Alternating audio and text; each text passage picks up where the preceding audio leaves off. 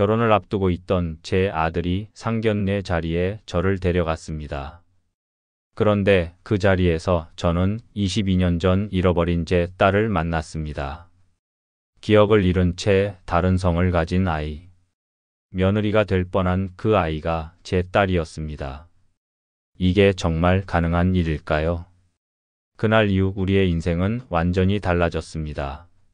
누군가는 일어나지 않길 바랐을 사연 함께 들어보시죠. 김동진은 평생을 조용한 시골에서 살아왔습니다. 시계처럼 정해진 시간에 문방구 문을 열고 동네 아이들이 쥐고 오는 100원, 500원을 받으며 연필 하나, 공책 한 권을 건네주곤 했죠. 그렇게 시간을 쌓아 올리는 사이 아내는 병으로 세상을 떠났고 남은 건 아들 김수현과 오래된 한켠의 외로움이었습니다. 아이 하나라도 잘 키우자는 생각뿐이었어요. 돈은 넉넉지 않았지만 수연만큼은 남부럽지 않게 키웠습니다. 학원 한 번 제대로 보내준 적 없지만 녀석은 성실했고 머리도 좋았죠. 수연이 30이 넘었을 무렵 결혼을 하겠다는 이야기를 꺼냈습니다. 아버지 연지라는 사람인데 학교 선생님이에요. 짧은 설명이었지만 수연의 눈빛엔 진심이 담겨 있었죠. 김동진은 웃으며 고개를 끄덕였습니다. 그래, 내가 좋으면 됐다. 그렇게 말했지만 마음 한구석엔 알 수 없는 조심스러움이 피어올랐습니다. 수연은 좋은 아이입니다. 어디에 내놔도 손색 없고 잘 자란 티가 나죠. 그런 아이에게 어울리는 상대라면 얼마나 반듯한 사람일까 생각이 들었습니다. 며칠 뒤 수연은 연지를 데리고 집에 왔습니다. 연지는 단정하고 조용한 사람이었어요.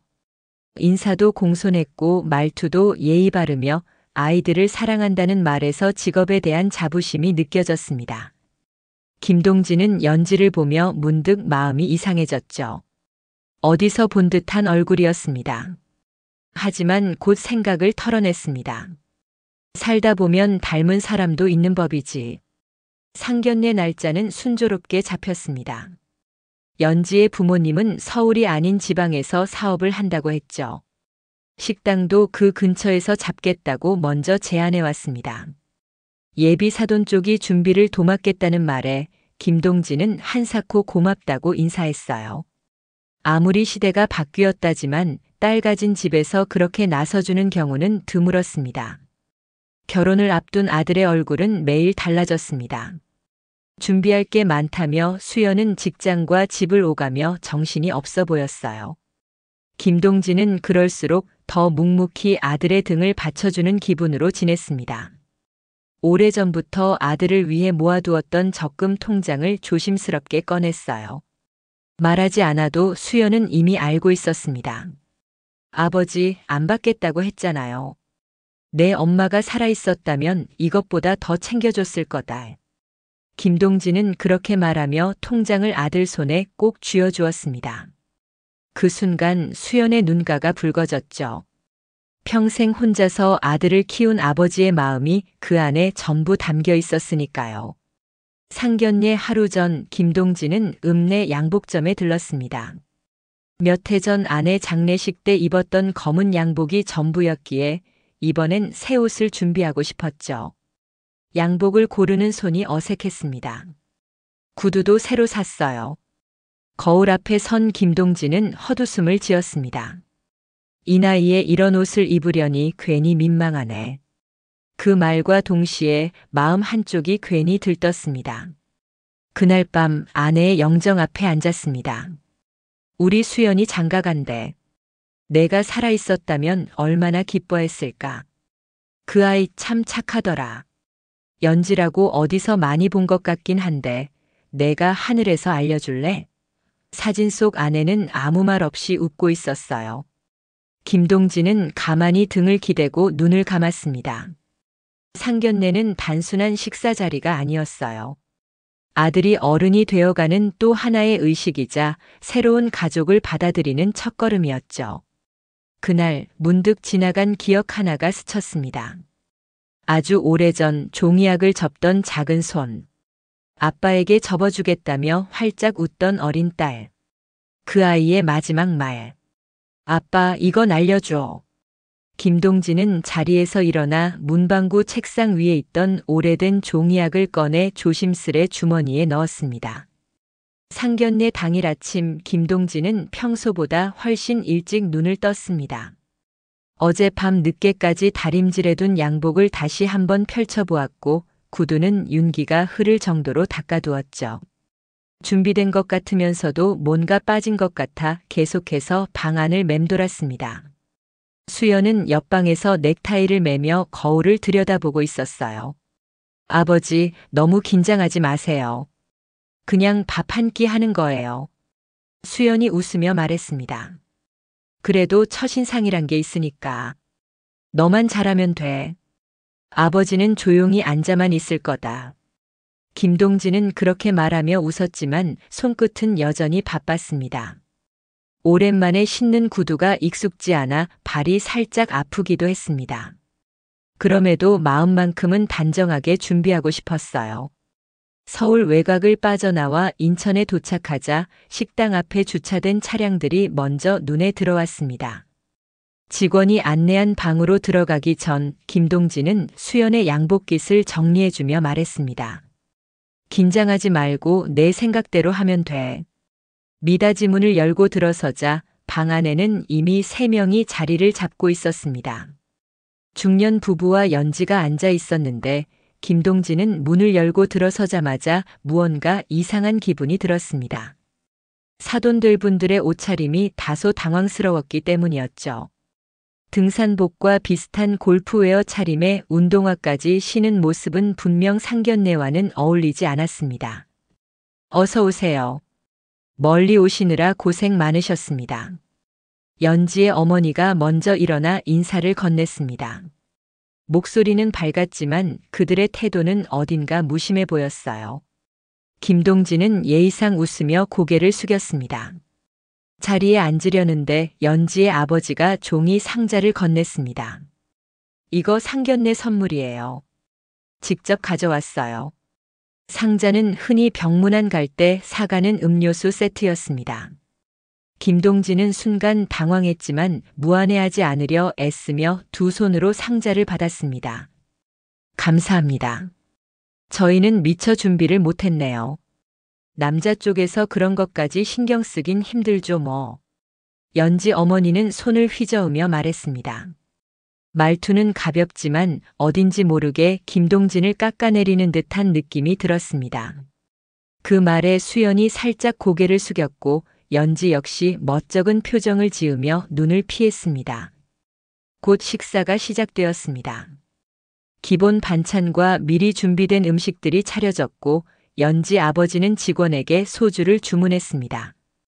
술 한잔하면 좀 덜 어색하지 않겠어요? 그는 김동진에게 잔을 건넸고 김동진은 마지못해 웃으며 받아들었습니다.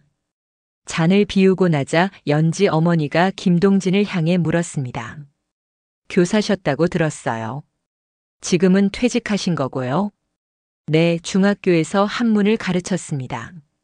지금은 문방구를 운영하면서 지내고 있어요. 김동진은 담담히 대답했습니다. 아, 그러시구나. 요즘은 정년이 있어도 다들 계속 일하잖아요. 저희야 장사를 하니까 뭐 80이 넘어서도 해야겠죠. 그런데 나중에 혹시 손주 태어나고 그러면 아버님이 아이 돌보는 거 도와주셔야겠어요. 연지 어머니의 말은 반 농담처럼 들렸지만 김동진은 웃지 않았습니다. 문득 느껴지는 선을 넘는 말투와 태도에 속이 서서히 타들어갔죠. 그 순간 연지가 어머니의 팔을 살짝 건드리며 말했습니다. 엄마, 그런 말은 좀. 하지만 연지 어머니는 그 손을 툭 치며 말을 이었습니다. 이런 것도 미리 다 알고 결혼하는 거야. 아무것도 모른 채 시집 가는 것보단 낫잖니. 김동진은 젓가락을 내려놓고 물 한 모금을 마셨습니다. 연지의 얼굴을 바라보며 생각했습니다. 저 아이는 어떤 마음으로 여기 앉아 있을까? 그리고 왜 자꾸만 그 종이약이 떠오르는 걸까? 식사가 어느 정도 진행되자 연지의 아버지가 천천히 술잔을 내려놓으며 입을 열었습니다. 결혼식은 인천에서 하기로 한 거 아시죠? 김동진은 그 말을 듣자 순간적으로 고개를 갸웃했습니다. 그런 이야기는 처음 듣는 얘기였거든요. 수연도 당황한 표정을 감추지 못하며 연지를 바라보았습니다. 연지는 당황한 듯 작게 고개를 저었습니다. 아직 정한 건 없어요, 아버지. 정하지 않았다고.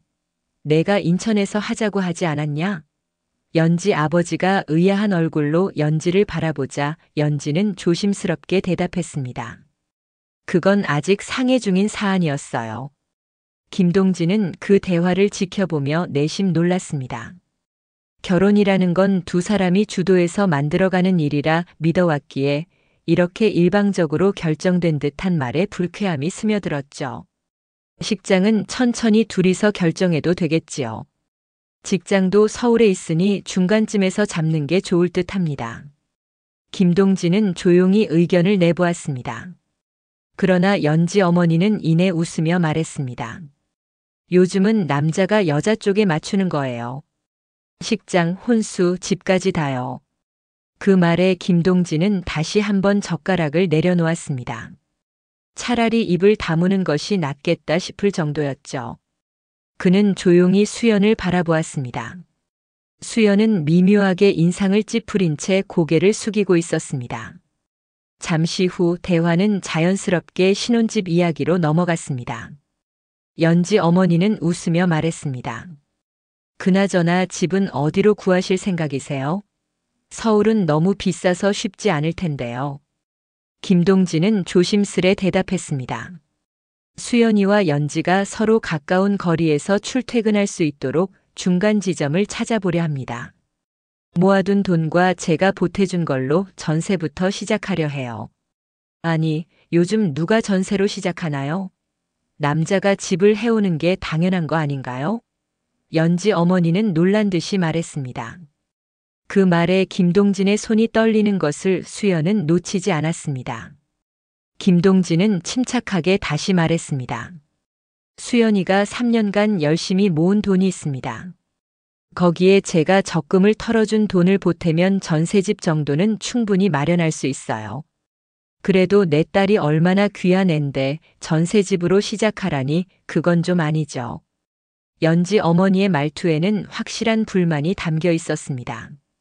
수연은 더 이상 참지 못하고 조심스레 말을 꺼냈습니다. 저희는 결혼을 함께 준비하는 거라고 생각했습니다. 연지도 적지 않은 금액을 모아왔고요. 저희 둘이 합쳐서 마련해 가려는 겁니다. 그러나 연지 어머니는 그 말에 손사래를 쳤습니다. 남자 쪽에서 그렇게 모아봤자 얼마나 모았겠어요. 내 딸은 간호사고 본인 힘으로 여기까지 왔는데 그 돈이 같다고 말하면 안 되죠. 김동진은 그제야 이해했습니다. 이 자리에서 아들의 성실함이나 노력은 중요하지 않았습니다. 오직 돈, 능력, 값어치라는 말만이 이들의 머릿속을 지배하고 있는 듯 보였습니다. 잠시 조용해진 자리에 연지의 목소리가 울렸습니다. 엄마, 제발 그만해요. 이건 저희 둘의 일이에요. 하지만 연지 어머니는 연지의 말을 끊으며 다시 말했습니다. 내가 가만히 있으면 내가 손해본다는 거 몰라. 나중에 가서 울지 말고. 김동진은 그 순간 마음이 단단히 굳었습니다. 이대로 자리를 계속 지키는 것이 옳은가에 대한 생각이 머릿속을 가득 메웠죠. 그리고 그 생각은 곧 결심으로 굳어지고 있었습니다. 식사를 마치기도 전에 연지 아버지는 연이어 술잔을 비워냈습니다. 그러고는 장난기 섞인 말투로 김동진을 바라보며 소주잔을 내밀었습니다. 김동진은 말없이 잔을 채웠고 그 잔이 다시 자신에게 돌아왔을 때 망설임 없이 마셨습니다. 허탈함과 분노가 뒤섞인 복잡한 심정이 그 작은 잔에 담겨 있었습니다. 연지 어머니는 김동진의 직업과 생활에 대해 묻기 시작했습니다. 김동진이 지금은 문방구를 운영하며 소일거리 삼아 동네 어르신들에게 한문을 가르치고 있다고 답하자 연지 어머니의 표정은 단숨에 변했습니다. 처음엔 고개를 끄덕이더니 이내 시선을 피하며 말끝을 흐렸습니다. 그 반응 하나하나가 김동진의 가슴에 박혔습니다. 무언의 평가가 이어졌습니다. 연지의 부모는 김동진이 말할 때마다 그 말의 의미보다 말하는 사람의 배경을 더 중요하게 여기는 듯 했습니다. 그들은 사람을 보지 않았고 조건과 배경만을 보고 있었습니다. 김동진은 잠시 연지를 바라보았습니다. 그녀의 눈빛은 혼란스러워 보였습니다. 연지는 말없이 앉아 있었고 눈을 피하고 있었습니다. 대화는 점점 더 노골적인 질문으로 이어졌습니다. 연지 어머니는 농담인 척하며 나중에 애 생기면 시아버지가 봐주셔야 하는 거 아닌가요? 라며 웃었습니다. 김동진은 무던히 넘기려 했지만 마음속 깊은 곳에서 무언가가 쌓이기 시작했습니다. 연지의 어머니는 이어서 혹시라도 노후가 불안해서 아들에게 기대는 건 아니냐는 말까지 꺼냈습니다. 그 말을 듣는 순간 김동진은 가슴이 서늘해졌습니다. 지금까지의 모든 희생과 노력이 단 한마디로 부정당한 듯한 기분이 들었습니다. 그는 자신의 인생을 결코 자랑스럽게 생각한 적은 없지만 수연을 위해 최선을 다해 살아왔고 아들의 앞길에 짐이 되지 않기 위해 오랫동안 준비해왔습니다. 그런 마음을 모른 채 내뱉는 가벼운 말들은 가시처럼 깊숙이 박혔습니다. 그 자리는 더 이상 상견례가 아니었습니다. 하나의 가족이 되기 위해 마음을 나누는 자리가 아니라 조건과 배경을 놓고 가늠하는 자리였죠. 김동진은 문득 이 자리가 어쩌면 아들의 삶에 커다란 짐이 될 수 있다는 생각이 들었습니다. 아들을 위해서라도 더는 이 자리를 지속해선 안 된다는 결론에 이르렀습니다. 수연이 옆에서 작게 한숨을 내쉬는 소리가 들렸습니다. 아들도 이 분위기를 충분히 느끼고 있었을 것입니다. 그러나 아버지를 위해 참는 듯한 표정이었습니다. 그 표정은 김동진의 마음을 더 아프게 만들었습니다. 그는 이 자리에서 무엇을 더 견딜 수 있을지 자신이 없었습니다. 잠시 후 김동진은 물 한 잔을 마시고 자리에서 조용히 일어섰습니다.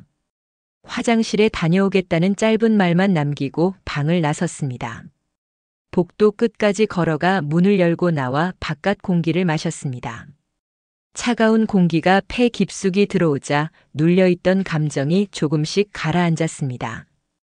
그 순간 뒤에서 수연의 발걸음 소리가 들렸습니다. 아무 말 없이 다가온 수연은 아버지 옆에 섰습니다. 김동진은 아들을 바라보았습니다.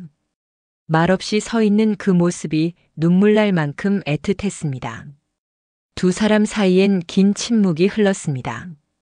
그러다 김동진이 조용히 입을 열었습니다. 괜찮으냐? 수연은 고개를 끄덕였습니다. 김동진은 그저 아들의 어깨를 가볍게 두드려 주었습니다.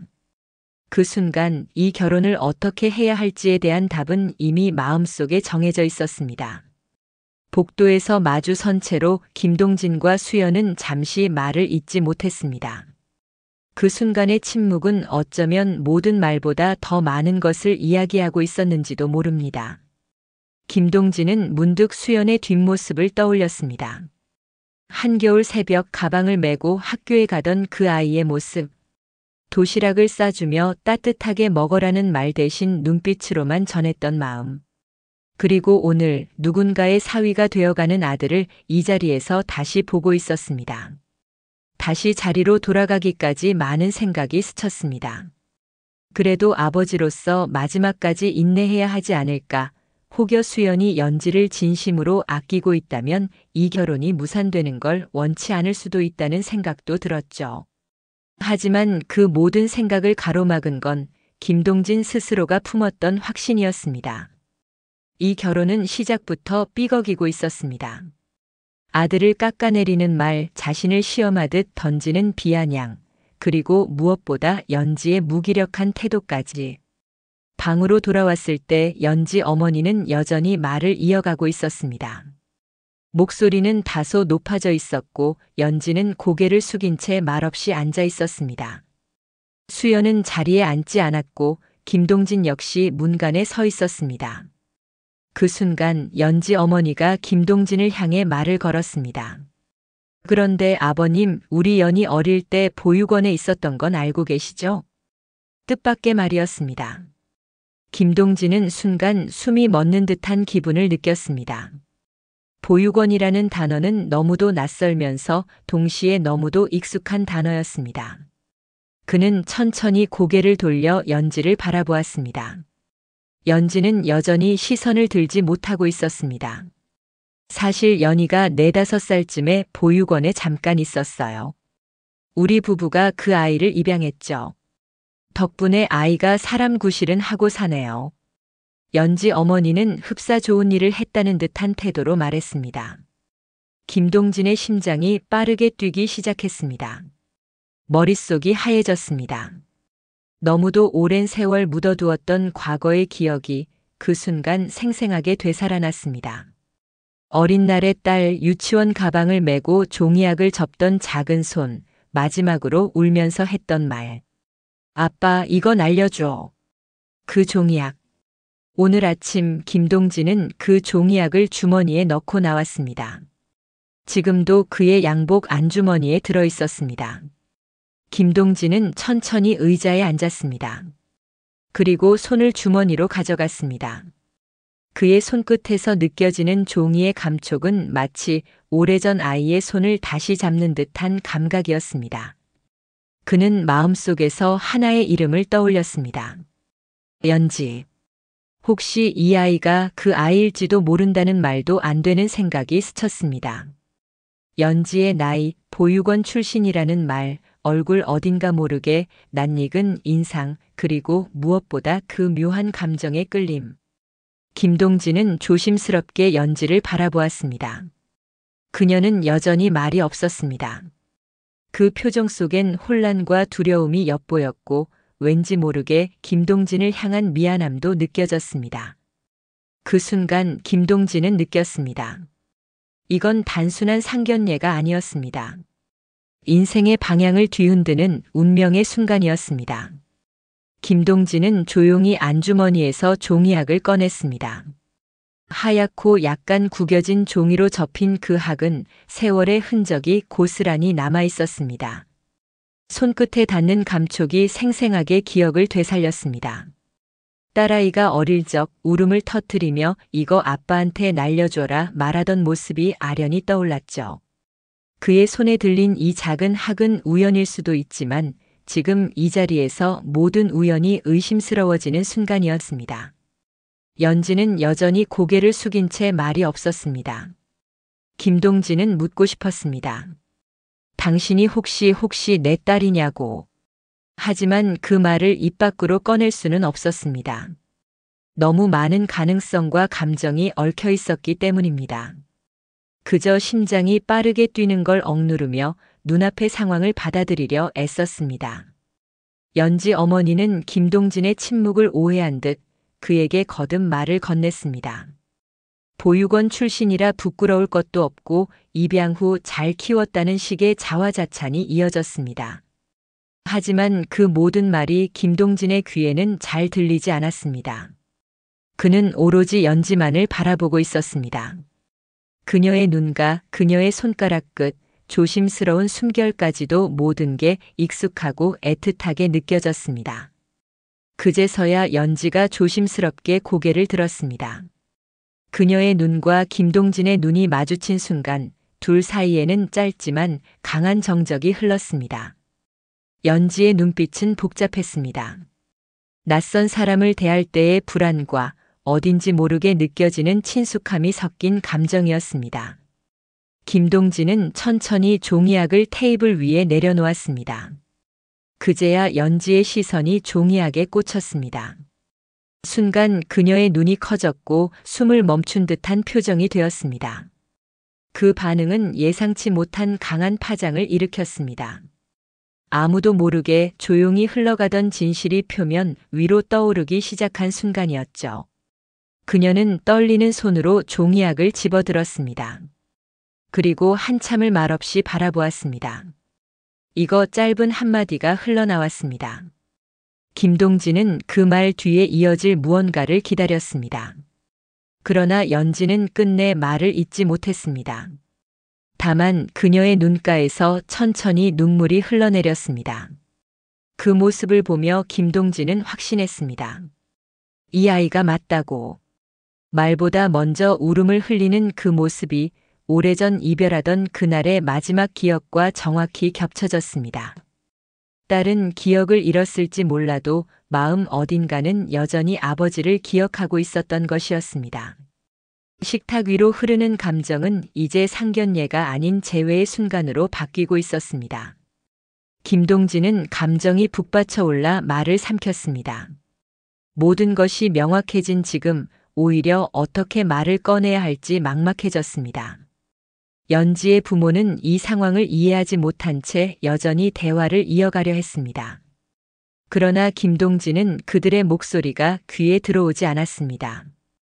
그는 그저 연지를 바라보며 마음속으로 한마디를 되뇌었습니다. 연지야, 미안하다 그리고 고맙다. 그날 이후 김동진은 밤잠을 제대로 이루지 못했습니다.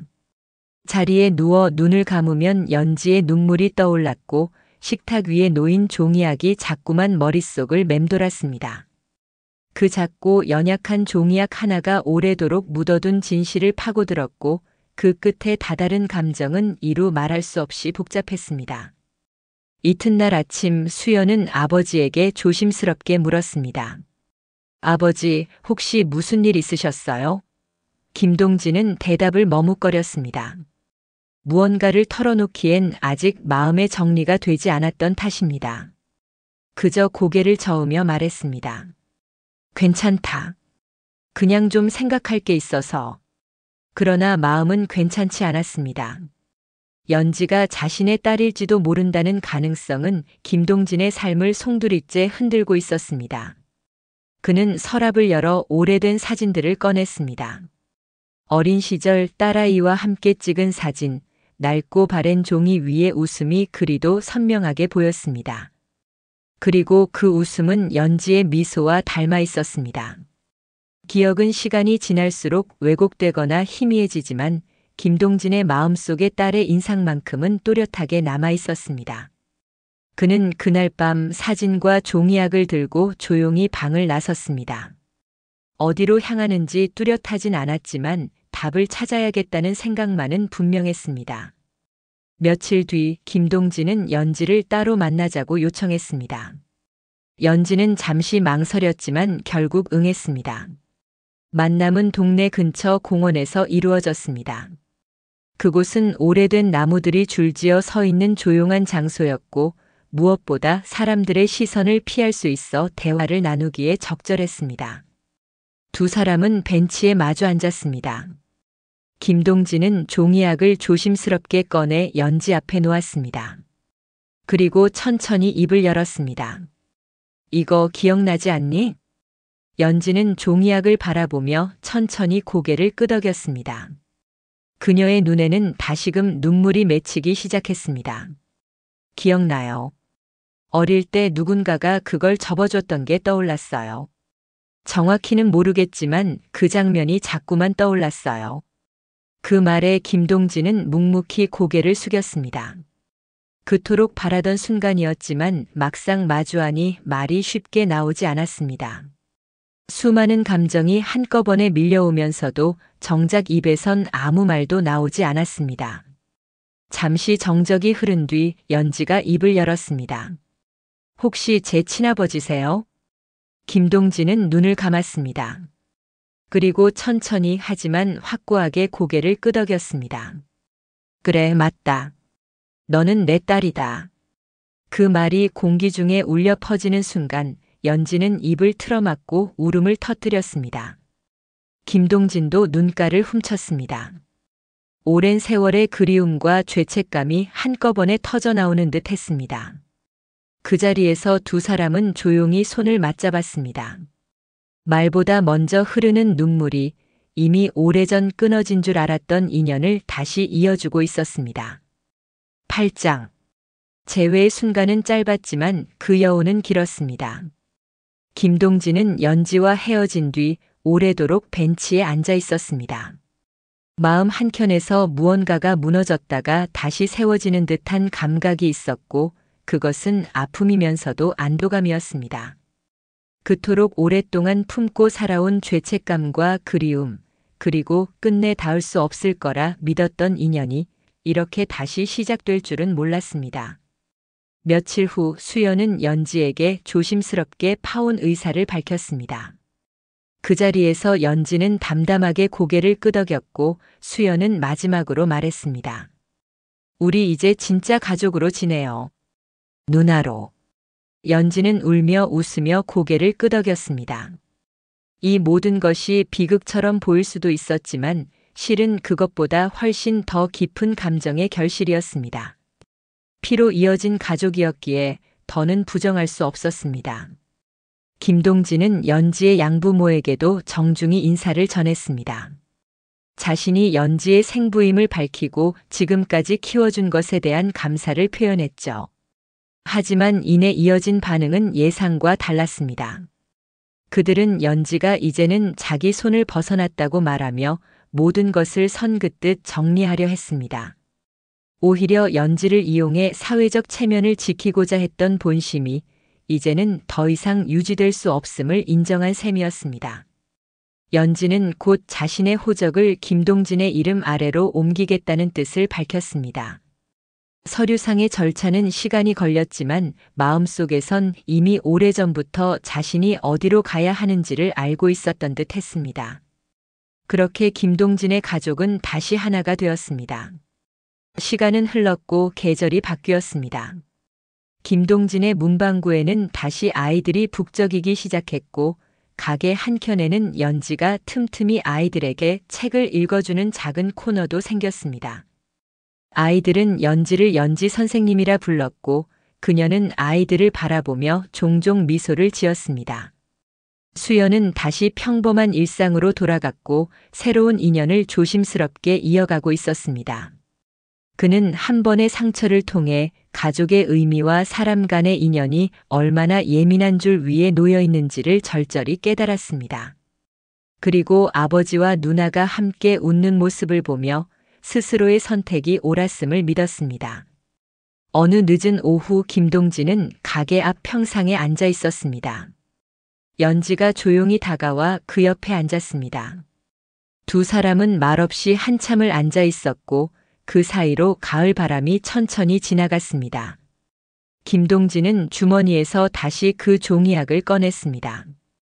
달코해진 그 학은 이제 더 이상 종이 그 자체로 남아있지 않았습니다. 그것은 가족을 잇는 유일한 끈이었고 기억을 되살리는 조용한 증거였습니다. 아버지, 연지가 입을 열었습니다. 앞으로는 제가 아버지를 지켜드릴게요. 김동진은 조용히 고개를 끄덕였습니다. 그리고 말했다. 이제는 놓지 않을 거다. 내 딸아. 작은 문방구 앞에 앉은 두 사람을 감싸듯 진력 햇살이 따뜻하게 비쳐들었습니다. 그렇게 잃어버린 시간이 다시 흐르기 시작했습니다. 지금까지 긴 영상 시청해주셔서 감사합니다. 이야기가 마음에 드셨다면 구독도 부탁드려요. 다음 이야기도 기대해주세요.